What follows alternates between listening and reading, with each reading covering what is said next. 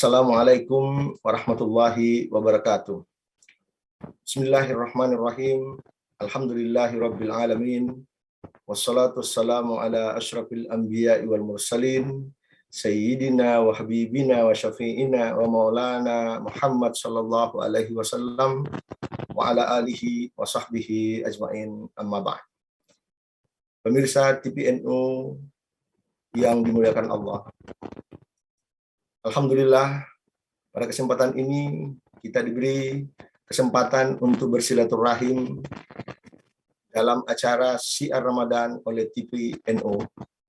Mudah-mudahan acara ini dirahmati dan diberkahi oleh Allah Subhanahu wa taala. Amin. Salawat serta salam kepada junjungan kita Rasulullah Muhammad sallallahu alaihi wasallam, pada para keluarga, sahabat dan pengikut beliau sampai akhir zaman. Allahumma shalli ala sayyidina Muhammad wa ala alihi wa sahbihi ajma'in.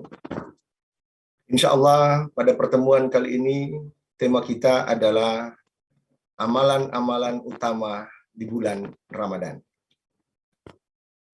Pemirsa TVNU yang dimuliakan Allah, kedatangan Ramadan setiap tahunnya selalu disambut antusias dan penuh dengan gembira oleh seluruh umat Islam di seluruh dunia. Bagaimana tidak? Pahala-pahala dilipat gandakan. Ampunan Allah Subhanahu wa taala tersebar dan dimudahkan. Dosa-dosa diampuni. Doa-doa diijabah oleh Allah Subhanahu wa taala. Maka rugi besar orang-orang yang diberi kesempatan oleh Allah Subhanahu wa taala untuk menikmati indahnya bulan Ramadan, tapi tidak mendapatkan ampunan dari Allah Subhanahu wa taala dan tidak bisa menggapai ridha Allah Subhanahu wa taala dengan melaksanakan amalia-amalia yang Allah Subhanahu wa taala telah perintahkan dan anjurkan selama dalam bulan Ramadan ini. Pemirsa TVNU yang dimuliakan Allah, tentu ketika kita berbicara tentang amalan-amalan utama dalam bulan Ramadan, dalam kesempatan yang sangat singkat ini, kita tidak akan mungkin membahas secara keseluruhan.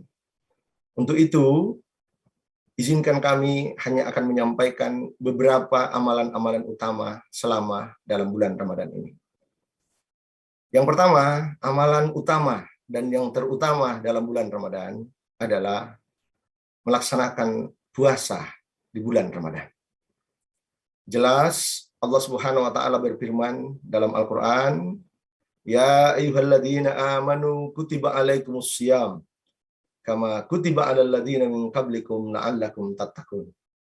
Hai orang-orang yang beriman, diwajibkan atas kalian berpuasa sebagaimana telah diwajibkan atas orang-orang sebelum kalian, agar kalian menjadi orang-orang yang bertakwa. Puasa menjadi amalan yang utama, karena puasa merupakan kewajiban bagi umat Islam. Puasa adalah rukun Islam yang ketiga. Dalam riwayat yang lain, Rasulullah SAW menyebut puasa rukun Islam yang keempat.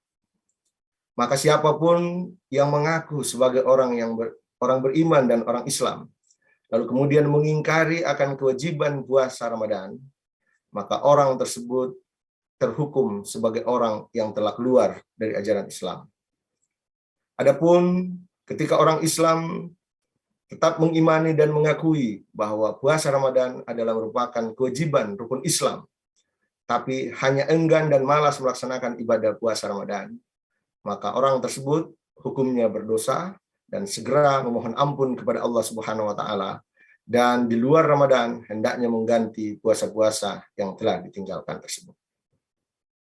Pemirsa TVNU yang dimuliakan Allah, amalan puasa mulia dan sangat utama oleh karena dengan melaksanakan ibadah puasa sesuai dengan ketentuan Allah Subhanahu wa taala dan Rasulnya, dan penuh keimanan dan keikhlasan, insya Allah puasa tersebut akan mampu mentarbiah kita, menjadi muslim, pribadi-pribadi yang saleh, dan saleh secara pribadi maupun saleh secara sosial, atau mampu menjadi insan-insan yang muttaqin.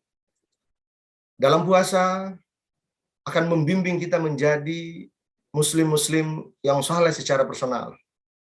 Bukankah ibadah puasa ini adalah puasa yang sangat pribadi, personal, sir antara kita dengan Allah Subhanahu wa taala. Kualitas puasa kita hanya kita dan Allah yang tahu. Karena itu Allah Subhanahu wa taala mengatakan, "Asyamu li wa ana ajzi'u bih." Puasa ini untuk saya dan sayalah yang akan membalas pahala kepada orang-orang yang berpuasa tersebut. Bukankah di dalam puasa, kalau kita berpuasa sudah sampai kepada puasa khas, apalagi khawasul khawas, maka ketika kita berpuasa, pandangan kita, penglihatan kita, kita juga akan otomatis berpuasa menjauhkan dari hal-hal yang dilarang oleh Allah Subhanahu wa taala. Begitu juga mulut kita. Ketika kita berpuasa, seyogianya mulut ini karena kita sudah sampai kepada khas, apalagi khawasul khawas, tidak hanya menahan makan dan minum, tapi kita sudah sampai pada kemampuan untuk tidak mengkonsumsi makan makanan yang subhat, apalagi yang haram. Kemudian mulut ini juga kita jaga, supaya tidak berkata dusta, fitnah, ghibah, dan seterusnya. Inilah efek insya Allah kenapa puasa itu sangat utama dan mulia manakala dilaksanakan dengan baik dan benar. Adapun puasa merubah kita menjadi muslim yang saleh secara sosial, kita tahu dalam puasa juga kita akan merasakan dan diajarkan bagaimana merasakan penderitaan orang-orang yang tidak berpunya. Karena kita sudah merasakan tidak makan dari pagi sampai maghrib. Maka insya Allah itu akan menimbulkan dan memunculkan sifat empati, simpati kita, dan ingin berbagi bersama dengan mereka. Ini yang pertama. Yang kedua, kenapa amalan utama puasa itu termasuk amalan yang utama? Oleh karena puasa ini seperti yang kita lihat ketika Allah Subhanahu wa taala menjelaskan tentang puasa. Di surah Al-Baqarah ayat 183 sampai 188. Kita akan mengambil pelajaran yang berharga di situ. Bahwa puasa dalam bahasa Arab adalah as-saum. Saum artinya al-imsak, menahan diri, mengendalikan diri. Ada 4 hal yang terkadang banyak menjerumuskan manusia. 4 hal inilah yang sesungguhnya esensi daripada puasa yang kita dianjurkan untuk mampu mengendalikannya. Apa 4 hal tersebut? Pertama, nafsu makan. Yang kedua, nafsu minum. Yang ketiga, nafsu birahi. Yang keempat, nafsu harta atau tamak. Kita belajar dari sejarah. Nabi Ibrahim alaihissalam dan istrinya keluar dari surga. Salah satu alasannya karena ketidakmampuan beliau mengendalikan nafsu makan dari makan yang dilarang oleh Allah Subhanahu wa taala. Wala taqraba hadhihi syajarah. Kita juga banyak belajar berapa banyak orang yang hancur pribadi maupun keluarga karena ketidakmampuan mengendalikan nafsu birahi. Kita juga saksikan banyak orang yang bersaudara sampai bertikai. Beberapa bulan terakhir di media-media nasional kita dapat informasi bahwa sampai ada orang yang tega membawa orang tuanya ke pengadilan hanya karena kenapa? Ketidakmampuan mengendalikan nafsu harta. Nah, puasa salah satu esensinya diajarkan kita untuk mampu mengendalikan keempat hal tersebut. Ini yang pertama. Amalan yang kedua, pemirsa TVNU yang dimuliakan Allah, yang sangat utama dan mulia dalam bulan Ramadan, adalah membaca Al-Quran. Allah Subhanahu wa taala berfirman dalam Al-Quran, Syahrul Ramadan alladzi unzila fihil Quran. Bulan Ramadan bulan yang di dalamnya diturunkan Al-Quran. Sehingga para ulama bahkan mengatakan bahwa Ramadan adalah syahrul Quran. Ramadan adalah bulannya Al-Quran. Cukup ungkapan Profesor Dr. Ahmad Isa Al-Mi'sarawi, guru besar dan ulama senior di Universitas Al-Azhar, beliau mengatakan bahwa malaikat Jibril yang membawa dan menurunkan Al-Quran kepada Rasulullah SAW, karena berkah Al-Quran, maka malaikat Jibril oleh Allah Subhanahu wa Ta'ala mendapatkan kehormatan sebagai malaikat yang paling mulia, bahkan mendapat gelar sebagai Sayyidul Malaikah. Rasulullah Muhammad SAW yang kepada beliau diturunkan Al-Quran, berkah Al-Quran, maka Rasulullah Muhammad SAW menjadi khairul basar, sayyidul basar, sayyidul mursalin, sebagai manusia yang paling terbaik, penghulu dari semua manusia dan penghulu dari semua para nabi. Umat Muhammad SAW, kita semua yang dengannya didatangkan Al-Quran, maka dengan datangnya Al-Quran, maka umat Muhammad SAW menjadi khaira ummah, sebaik-baik umat. Berkah Al-Quran. Bulan Ramadan yang dipilih oleh Allah Subhanahu wa Ta'ala saat dan waktu turunnya Al-Quran, maka Ramadan pun menjadi mulia dan menjadi sayyidus syuhur, penghulu di antara bulan-bulan yang ada. Lailatul Qadar, malam yang dipilih oleh Allah Subhanahu wa Ta'ala, diturunkan Al-Quran, maka malam Lailatul Qadar pun menjadi malam yang paling termulia dari semua malam. Bahkan dalam Al-Quran disebutkan khairun min alfi rak'ah, khairun min alfi syahr, bahwa malam Lailatul Qadar itu adalah lebih mulia daripada 1000 bulan. Syekh Mutawalli Sya'rawi menegaskan bahwa ungkapan 1000 bulan di sini tidak menandakan bahwa hanya begitu kelebihan daripada malam Lailatul Qadar. Tapi ungkapan kata 1000 di sini hanya penggambaran bentuk yang paling terbanyak. Karena menurut Syekh Mutawalli Sya'rawi, 1000, angka 1000 pada saat itu, pada zaman itu adalah angka yang paling tertinggi. Jadi kalau mungkin sekarang kita sepakat bahwa penyebutan yang paling tertinggi adalah triliunan, maka mungkin kita bisa mengatakan kemuliaannya, keutamaannya sama dengan 1000 triliun. Wallahu a'lam bishawab.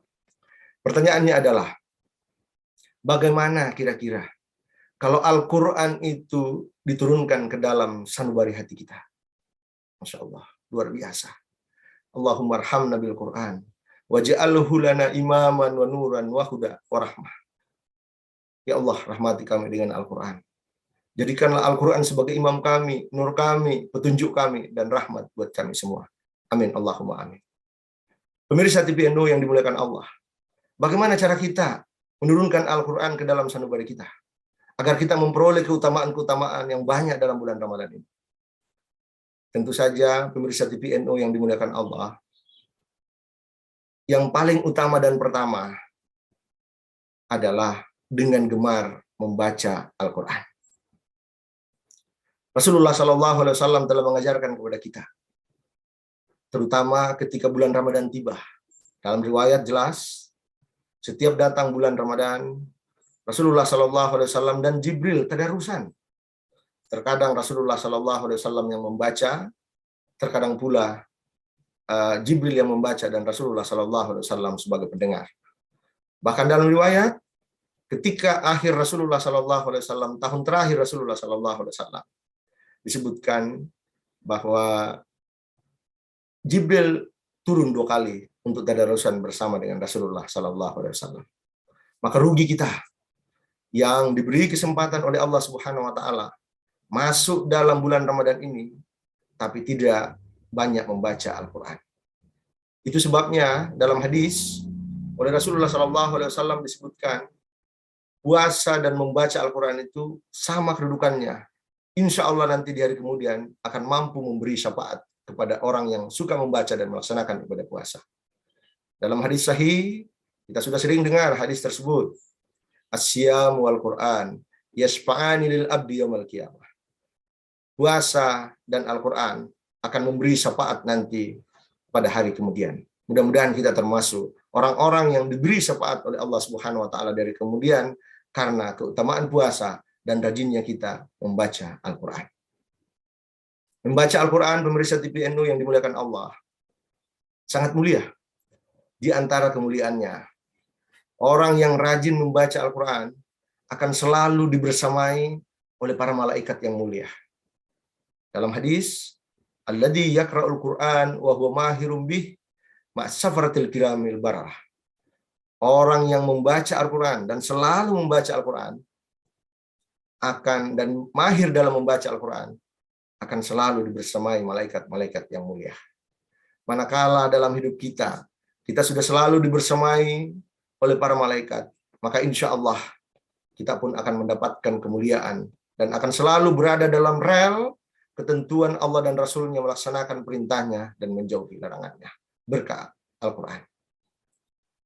Al-Quran ketika dibaca pahalanya banyak sekali. Dalam hadis jelas Rasulullah SAW mengatakan, "Man qara'ah kitab Allah falahu bihi hasanah wal hasanatu bi asyri amsalihah."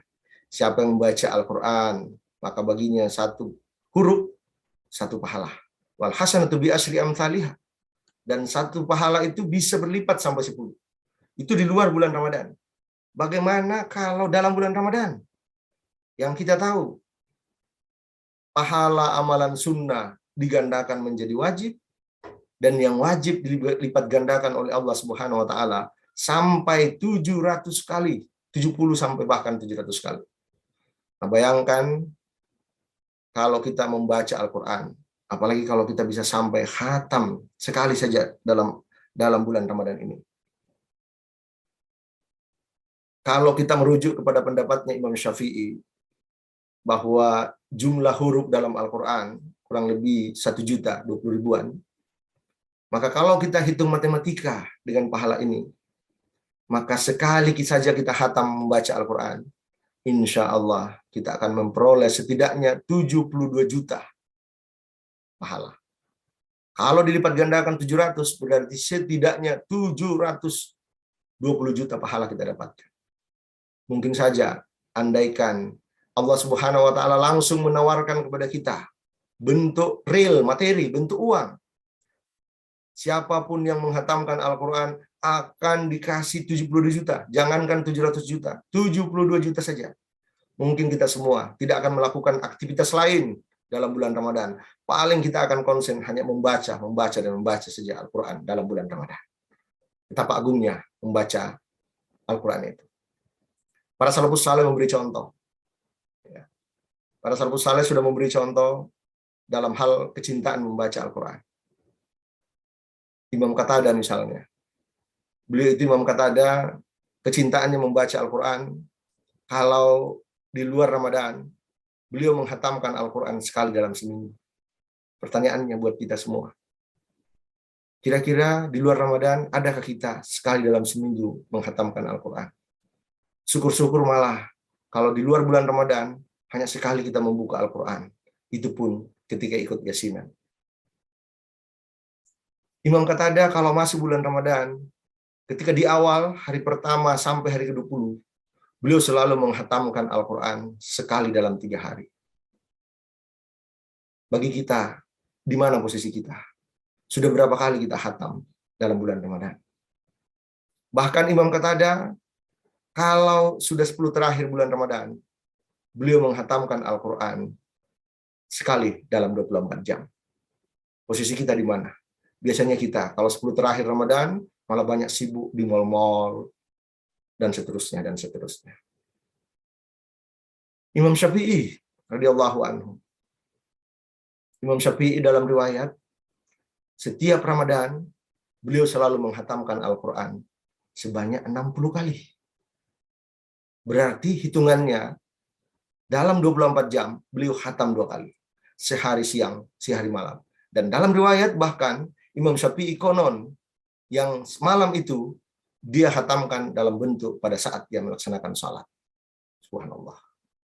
Betapa mereka semua kecintaannya kepada Al-Quran. Sungguh-sungguh luar biasa. Mudah-mudahan kita semua termasuk orang-orang yang selalu diberi kemudahan oleh Allah Subhanahu wa taala, diberi rahmat oleh Allah Subhanahu wa taala untuk selalu gemar membaca dan mencintai Al-Quran. Amin. Allahumma amin. Pemirsa TVNO yang dimuliakan Allah. Ini yang kedua. Yang ketiga, amalan utama dalam bulan Ramadan adalah memperbanyak berdoa. Bulan Ramadan ini identik juga, kata para ulama, syahrul doa, bulannya doa, di mana doa-doa dalam bulan Ramadan sangat diijabah oleh Allah Subhanahu wa taala. Seluruh Ramadan diijabah doa oleh Allah Subhanahu wa taala. Apalagi ada tempat-tempat khusus yang sangat diijabah oleh Allah Subhanahu wa taala dalam berdoa. Kita bisa melihat ayat yang berbicara tentang doa. Di antara ayat tentang puasa juga disebutkan. Surah Al-Baqarah, wa idza sa'alaka ibadi anni fa inni qarib ujibu da'watad da'i idza da'an. Kalau hambaku meminta, maka pasti saya akan ijabah apa permohonannya. Ada menarik di ayat ini. Seakan-akan ayat ini menegaskan bahwa orang yang paling cepat diijabah doanya oleh Allah Subhanahu wa taala adalah mereka yang berstatus sebagai ibad, abdun. Nah, dalam bahasa Arab itu ada istilah abdun dan ada istilah abid. Kalau abdun, Abdullah, hamba Allah. Mereka adalah orang-orang yang taat melaksanakan semua perintah Allah dan menjauhi larangannya. Seketika dia bersalah, maka dia segera memohon ampun kepada Allah Subhanahu wa taala. Beda dengan abid.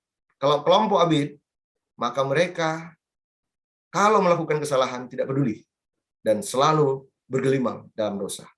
Jadi seakan-akan ayat ini menegaskan kalau doa kita mau diijabah, apalagi dalam bulan Ramadan, maka jadilah kita selalu hamba-hamba Allah. Jadilah kita sebagai abdon.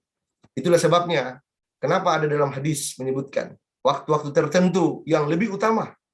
Kata Nabi, salah satu la turadu da'watuhu. Ada 3 tempat, ada 3 kelompok orang yang tidak ditolak doanya. Di situ disebutkan antara lain as-saimu hatta yubtir. Jadi orang yang puasa sampai berbuka. Kenapa? Karena pada saat kita berpuasa, pada saat itu semua orang akan menjadi seorang abdun. Tidak menjadi abid. Ada lagi di hadis yang lain berbunyi, 3 yang tidak ditolak doanya itu adalah as-saimu hina yubtir. Ya. Yang tidak ditolak doanya adalah orang yang puasa pada saat dia berbuka puasa. Nah, ini yang sering juga di kita, banyak masyarakat kita, justru momen-momen menjelang berbuka puasa, malah mereka sibuk dengan main game, nonton TV. Padahal harusnya, kata Rasulullah SAW, disitulah saat-saat yang doa-doa diijabah oleh Allah Subhanahu wa taala. Maka rugi kita pada kesempatan itu kita tidak memanfaatkan untuk memohon dan berdoa kepada Allah Subhanahu wa taala. Terus waktu yang ketiga sangat ijabah adalah 2/3 akhir 2/3 malam. Ya. Di mana dalam hadis sangat jelas Allah Subhanahu wa taala mengatakan bahwa di akhir 2/3 malam Allah akan turun ke langit bumi dan Allah akan berseru, siapapun yang memohon dan meminta kepadaku akan aku kabulkan seluruh permohonan dan permintaannya. Maka dalam kesempatan ini, karena pasti kita semua di akhir 2/3 malam akan bangun dalam bulan Ramadan untuk sahur. Jangan hanya bangun untuk sekedar makan dan minum, tapi manfaatkan momen itu untuk meraih ridha Allah Subhanahu wa taala. Salah satunya lewat memperbanyak berdoa kepada Allah Subhanahu wa taala. Doa-doa kebaikan lantunkan sebanyak-banyaknya. Insya Allah diijabah oleh Allah Subhanahu wa taala. Kemudian yang keempat, keutamaan amal-amalan utama yang ada dalam bulan Ramadan adalah beristighfar, memohon ampun kepada Allah Subhanahu wa taala. Ada sebuah hadis Rasulullah SAW yang sudah sangat masyhur Man shama ramadana imanan wa ihtisaban ghufira lahu ma taqaddama min dzambi. Siapa yang berpuasa pada bulan Ramadan dengan penuh ihtisab, ikhlas karena Allah Subhanahu wa taala, akan diampuni dosa-dosanya oleh Allah Subhanahu wa taala. Dalam riwayat yang lain, ada sebuah riwayat yang mengatakan bahwa Rasulullah Shallallahu Alaihi Wasallam mengatakan, wa yughfaru fi akhir lailah. Orang-orang puasa akan diampuni dosanya pada hari terakhir. Qila ya Rasulullah, ahya Lailatul Qadar? Mereka bertanya, Rasul, apakah itu adalah malam Lailatul Qadar? Kala la, Rasulullah SAW mengatakan tidak. Tapi innamal amilu yuwaffa ajrahu idza qada amalu. Para pekerja itu akan diberikan upahnya ketika selesai pekerjaannya. Jadi ampunan Allah Subhanahu wa taala itu akan diberikan kepada orang-orang yang melaksanakan ibadah dalam bulan Ramadan secara ikhlas khusyuk karena Allah Subhanahu wa taala di akhir bulan Ramadan. Tentu saja ampunan itu semakin komplit, semakin sempurna manakala selama dalam bulan Ramadan kita memperbanyak beristighfar, mohon ampun kepada Allah Subhanahu wa taala dalam seluruh aktivitas kita. Terutama di waktu-waktu yang disebutkan dalam Al-Qur'an. Ada waktu yang sangat mulia, yaitu pada saat waktu sahur, kurang lebih setengah jam, 20 menit sebelum masuk waktu imsak. Itulah waktu sahur yang dalam Al-Qur'an disebut wabil mustaghfirina bil ashar. Seakan-akan Allah ingin mengingatkan kepada kita bahwa amalan yang paling utama dan mulia pada saat-saat waktu sahur itu tidak sekedar kita berniat makan dan sebagainya, tapi yang paling utama yang kita lakukan pada saat itu adalah dengan memperbanyak membaca istighfar, permohonan ampun kepada Allah Subhanahu wa taala.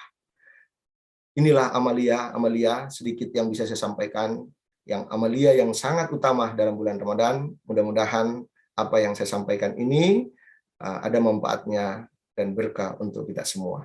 Terima kasih. Wallahul muwaffiq ila aqwamit thoriq. Wassalamualaikum warahmatullahi wabarakatuh.